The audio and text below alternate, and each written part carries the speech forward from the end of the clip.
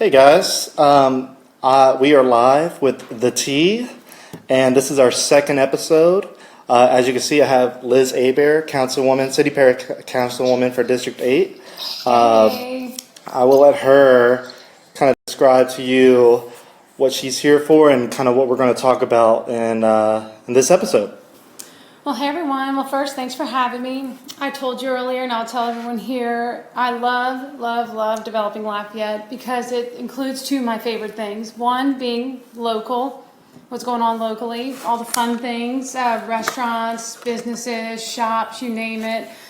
And then the second favorite thing is the inside scoop, the gossip. So he always has it before everyone else, and most of the time he has it before me, so I'm really impressed. So great to meet you. Thanks for having me on. It was good to meet you too, and I'm glad to have you on.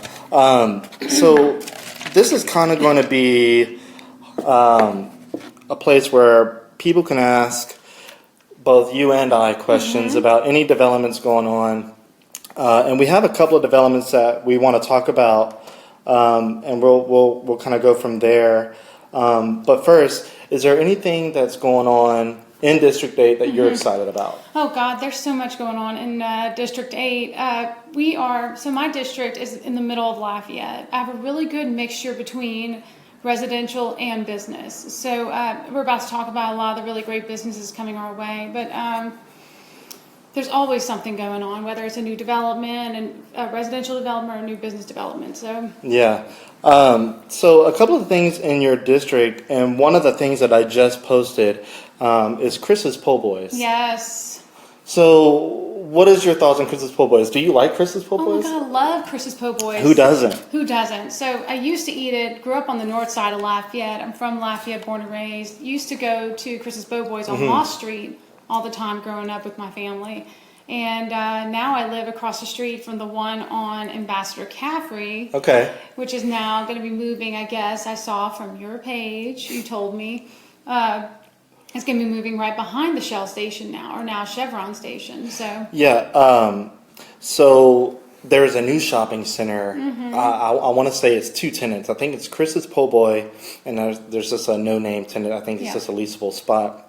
But I've been knowing about this for a couple of weeks. Ooh. What's crazy is, and I'm pretty sure other people have known longer than I have, because there's certain people in the town that have, whether they're family members or whatnot with the business. But the reason why I couldn't post it sooner, it would have been posted 2 weeks ago. The landlord for the current location on Ambassador didn't even know that they were about to jump ship. Uh-oh. So I had to wait. Yeah. And I got a call yesterday from Jamie Staley, who's vice president of Chris's Po' Boys. She said, look, you're good to go with posting it. And I was super excited. They had to have a bunch of meetings and all this good stuff. And so I posted it, and it got a lot of good traffic. I mean, a lot of people like Chris's Po' Boys, and I like it too. My wife loves the gumbo. Oh gosh, yes. Yeah. The gumbo's fantastic. Yeah, I see people buying it in these, they call them logs. Yep. But to me, they're just plastic sleeves. Have you ever bought one of those big sleeves of gumbo from them? Oh, yeah, I've done that. I mean, there's a few different restaurants. Before I actually learned how to cook gumbo 4 years ago, sadly, it took me forever. I still don't cook, but that's the one thing I can make is gumbo. My father-in-law taught me how. And but before then, I would go pick up from different restaurants. So I have my few favorites. Yeah. I can't cook gumbo. I know that's bad. I've only moved here since 2010. Born in Louisiana, but I can microwave like a beast. Yes. Well, more eating out to do and supporting Right. local, Oh, yeah. right? Yeah. Yeah. So supporting local. You said you wanted to mention something about what Greg Gautreaux said. Yeah. So one of my mentors, Greg Gautreaux, he's the director of Lafayette Economic Development Authority. Gotcha. Great guy. He and his team over there are absolutely fantastic. Work silently behind the scenes, helping to bring a lot of these really great businesses to Lafayette. Right. And so he brought up a really great point about supporting local. Outside of the feel-good, support your neighbor feeling, it's about generating sales tax dollars, which, of course, as a councilwoman, that's something I really care about, right? And he explained to me the hierarchy of shopping local is first, locally owned. Yeah. Support them first and foremost. Sometimes you can't support them because maybe they don't have exactly what you need in stock and they can't get it or whatever it may be. Number 2, support locally owned franchises. Then number 3, local brick and mortar stores. Then go online with local taxes paid. And then finally, if you can't get it from any of those other places, you can finally shop online. Okay. And so you mentioned something, locally owned franchises. And of course, locally owned, unoperated first. Right. But a lot of people, they preach against the chains. And, Right. and there's some, and a lot of people know about this, but there's some people who don't know the distinction between what a chain is and what a franchise is, because they see a national brand and immediately it's a chain, I shouldn't support it. Yeah. But in the background of that franchise, it's a locally owned guy Right. or a girl, a woman. Right, absolutely. So you're saying that according to that, it's okay if you can't get it locally owned and operated first, that you can go to the franchise, because, why not? Why not? You're still supporting the locally owned family that owns it. Of course, in the hierarchy, it would say support your locally owned, one person, locally owned, local restaurant here. But say if you're craving, I don't know, Raising Cane's chicken fingers, right? Who's not craving Raising chicken fingers? But they have locally owned people that are there I know the owner, he's a great guy, and he's there every day, all day supporting it. Yeah. So, Zia's is another great option. One of my first jobs, Leonard Louvier, general manager, he is there all day, every day. Support those people. Yeah. And I think, correct me if I'm wrong, Sonic is locally owned and franchised. Right. Actually, I think one of the independent owners goes to my church, so that's kind of cool. And I worked at Sonic when I was younger, and I thought it was like all chain, and when I found out that it was independently owned, I was kind of confused, and at first, because being young, I thought it was just major corporations, big guys sitting in skyscrapers looking down on all the little people, but it's not like that. Usually those owners are in the place working too. Right, and a lot of times it's a requirement. I know for Chick-fil-A, you have to, if you buy into a franchise, you have to work there X amount of years, and you have to be there every single day from opening until closing. Mandatory. Wow. Working the floor, not just being a manager. So it's really impressive that some of the standards of these franchises, but of course, going back to the hierarchy, we want you to support locally owned restaurants, locally owned stores first. Absolutely. Definitely. So moving on, so I know we don't want to have this take too long, because last time it took 38 minutes. Can't have that. No, we want to keep it around 20 minutes. And we want people asking questions. We want people communicating with us. Communicate. I see they have one question right here. Oh, yeah? Be nice, everyone. Yeah, Cece's Coffee, Karen Crow will sponsor your tea. Wow, check that out. Oh my God. That wasn't even a question. That was just legit. I'm taking credit for that sponsorship. I'm taking credit for that. Yes, please take credit for that. Colin, I appreciate that. Colin Bercier, love you. Wonderful guy. Colin has provided me many tips. I think for an Alexandria location, and I think he's involved with Pineville and all that good stuff. Yeah. So I really appreciate that, Colin. And, he's another perfect example of franchisee, but good person, willing to help out his community at any time. But I don't see any other questions at the moment. But if you do have questions, please put them in the comments. We'll get to them. Yes. Another popular thing that popped up last week is sushi restaurants, but in particular, all-you-can-eat sushi restaurants. Well, okay. Okay. SushiMasa is moving into the former Copeland's. There's two former Copeland's. Yes. So the last of the former. One by IHOP. The one by IHOP, correct. Yes. Right across the street. What is your take on that? Like, are you excited about that? Do you eat sushi? I love sushi. I don't eat sushi. Yes, love sushi. Off the top of my head, when I saw your post, of course I saw it, and I said, all you can eat sushi bar, that makes me a little nervous. But just reading through the comments and seeing people I know, apparently there's a location in Baton Rouge and they love the location in Baton Rouge, so I'm willing to try it. Yeah, there was, I want to say the post had like almost 4,000 shares. Wow, great. I don't eat sushi, so What? Okay. I get that people are excited about it, but yeah, it's one of those things where I like chicken. I like well, steak. they may have chicken, Yeah. they may have steak on there. Well, we'll see if it's all you can eat chicken and steak. I doubt it. Oh God. So yeah, that's exciting. A lot of people were sharing that. They were super excited. I went to the Facebook page for SushiMasa, and I pulled a couple of images to make the post, and apparently one of the images wasn't theirs anyway. But yeah, I'm excited about that. So a lot more people. As far as Lafayette goes as a whole, we need more entertainment. Right. So, do you know of any future developments that's entertainment based that I may not know? Oh gosh, that's huge. You know everything though. Nothing that I can reveal. Gotcha. Here, it's not that kind of show, but there we have opportunities being presented right now, and I think we're open for anything. Okay. I want to mention a couple of rumors. Ooh. We love rumors. We love Lafayette loves rumors. We do. And one rumor in particular is P.F. Chang's. That rumor's been around forever. Forever. I think it predates my life. And I don't even know if P.F. Chang's has been around that long, but it's been around before it was ever around. It's been around for sure. My mom would love for it to come here. I know a lot of people would. No, yes. I mean, other people have their things too, but there was a post that surfaced recently that went, in my opinion, viral. It had like 400 shares on a personal Facebook page, and anyway, I had to go ahead and like pretty much debunk it because a lot of people were saying P.F. Chang's was coming to Coyote Blues, and so far that's not happening.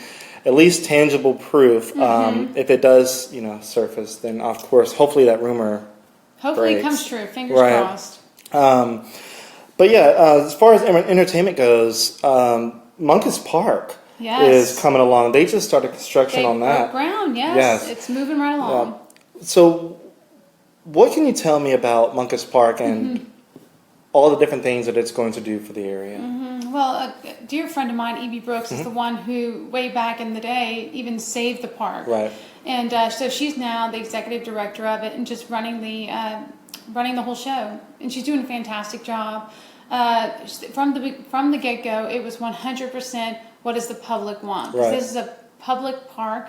It is for you guys. What do you want to see here? And so she and her team did such a great job of polling the community, finding out what they wanted, then trying to narrow it down to what can fit in that park. Right. And then being careful because, a lot of people said leave it as it is. It's this beautiful green space in the middle of Lafayette. Don't put too much stuff in it. So you can actually go to their website and see exactly what the plan. They have the big master plan laid out there.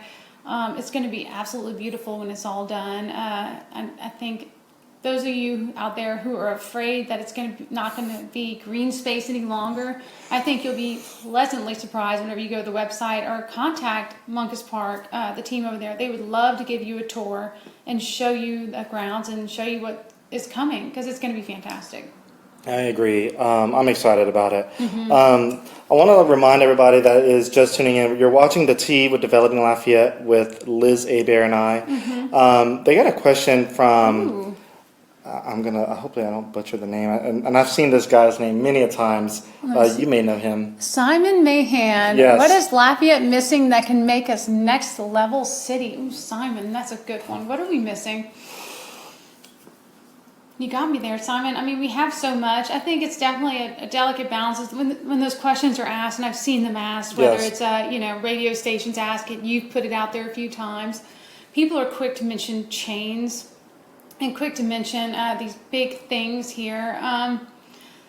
I don't know. I'm going to have to think about that one, Simon, because you really got me. Do you have something off the top of your head? Yes, actually, thinking about it, Simon has messaged me a few times in the past, and he's championing. He's being a cheerleader for like Tesla charging ports. Right. And as far as I know, we don't have a electric charging port public for people, right? For cars? Yeah, well, I think, Colin, if you're still watching, I believe that the CC's in Carencro may have one, but correct me if I'm wrong. He'll have to jump in here on that. And Simon, if you want, I know Simon's the expert on charging stations, but we're slowly but surely developing. One thing I can say, as you showed everyone, the Scott Library is being built as we speak, and charging stations are much more affordable if you add them to something that's being currently built, rather than going into an existing building and breaking down, trying to add, just like any other building, right? It's easier to do it in the beginning than it is to go and make changes after something's built. So that's something that we definitely, I requested that the library director look into adding as the building goes. I haven't really gotten an update from her, but that's something that we're trying to incorporate. So we'll see how that goes. Yeah. I think Simon's mentioned once that if you want like a Tesla charging port at your business, yes, I think that you can contact Tesla. That's right. And kind of position your business as a high traffic area. Right. And I think Tesla may pay for it. That's what I've heard. That's what I've heard. It. Allegedly. So they got a couple of other questions or statements. One person says, this is Bobby Nieper. Okay. We're missing better roads in this city. We're missing better roads. You are right about that, Bobby. We are working on it. But let me tell you, if you have a road that you want me to check on for you, email me. Email me the road. I'm happy to check and see if it's on the overlay plan for 2018. That is being worked on and finalized right now. And in March, we should be releasing the list for 2018 overlay projects. And interesting enough, how we figure out which ones need to be overlaid is they go on every single road in the city and the parish and mark them and grade each and every one of them and the severity, how many potholes are on the road, how many of this, how many of that. And then they put it all on a spreadsheet, a chart, and then type it all into this database, which then spits out the roads that are from the best to the worst. And that's how we determine. There's no politics in it, so I can't go in there and demand that this needs to be done because data doesn't lie. And so that's how they figure it out. So 2018's list is coming soon. So Bobby, email me. Yeah, you can contact Councilwoman Liz Hebert about your district. If there's something that she may be able to pull for you, please contact her. She's open for that. Absolutely. My email is lizhebert@lafayettela.gov. There you go. Colin did reply. He says they're working to try to get one charging port right now. So that's good news. Let's see. We're in the middle lane. When will the middle lane on the thruway be paved? On the thruway, well, that's a state road. That's a rough road. That is a rough road, and that is a state road. People are surprised, interesting enough, and I was sad to find out that a lot of the roads in my district are actually state roads. So we as a city can't go through and pave all the roads. Oh, wow. Like Johnson, Ambassador, parts of College Saloon are, some aren't. Verod is a state road, the thruway. So we can't go and fix it, but depending on what needs to be done, the state is pretty quick in filling some things. Yeah. Well, I appreciate that. I think we're going to try to speed this up a little bit here. We're getting a lot of questions, and I do appreciate that. We both do. This person right here, let's see. I'm going to pre-read the question, make sure it's fine. Okay, so this looks like a pretty legitimate question. Pretty legitimate. Some of the text is kind of weird characters, but it says, does that suggestion for roads also apply getting a traffic light installed? Because the corner of Johnston and Bork Road and some weird characters happen. Okay. It applies to anything, just to kind of speed this along because we're here to gossip about future businesses. But anything, you have a question about anything, email me. And if I'm not your councilwoman, I can help you find out who is. So email me, lizhebert@lafayettela.gov. Thank you for that. And I believe that was Twala Miller.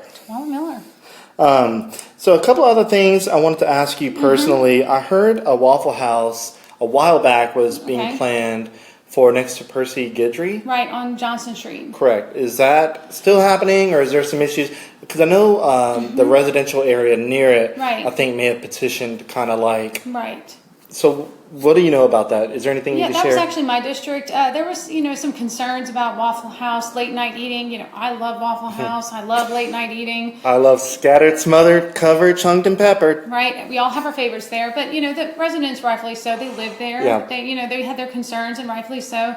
So I worked with the neighborhood, the good people from Waffle House, and worked on a lot of conditions and said, you need to be able to do this, and for me, then I'll move your project forward. And they agreed. They agreed Okay. to all the terms. And so now it's a matter of, does their corporate want to do those terms? So whether they're Right. coming yet or not, I'm not quite sure. But I know there's a little bit of hesitation because of all the terms we put in place for them to make sure they were good neighbors to my residents. So the progress for that right now, Yeah. how far along do you think it is before we actually see the start of construction, if we do see that anytime soon? That's to be determined. It's a matter of Yeah. things are on their end right now. Okay.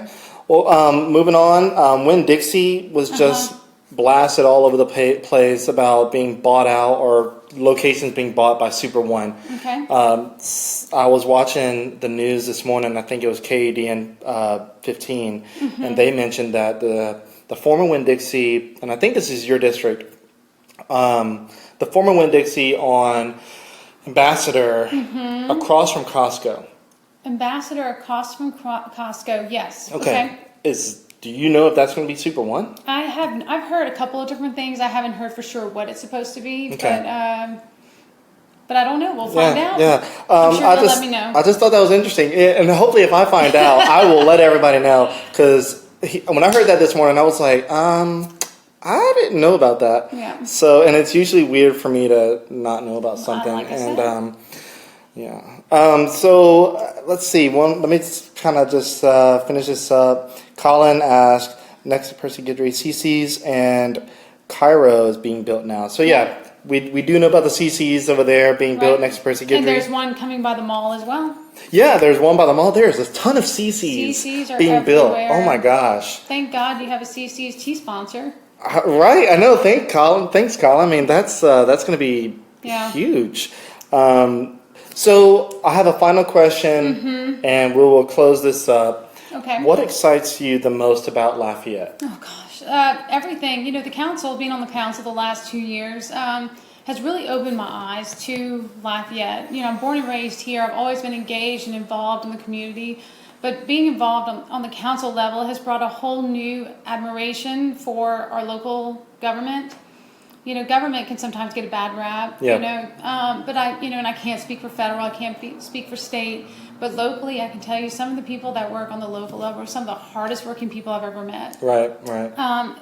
And they are willing to meet me on site to discuss even the littlest thing. If a constituent calls about this pothole needs to be fixed, they're willing to meet me out there and talk about the process of how they fill it, how they blow out the ditches. They're willing to show me anything, and they're so patient because I want to know so much.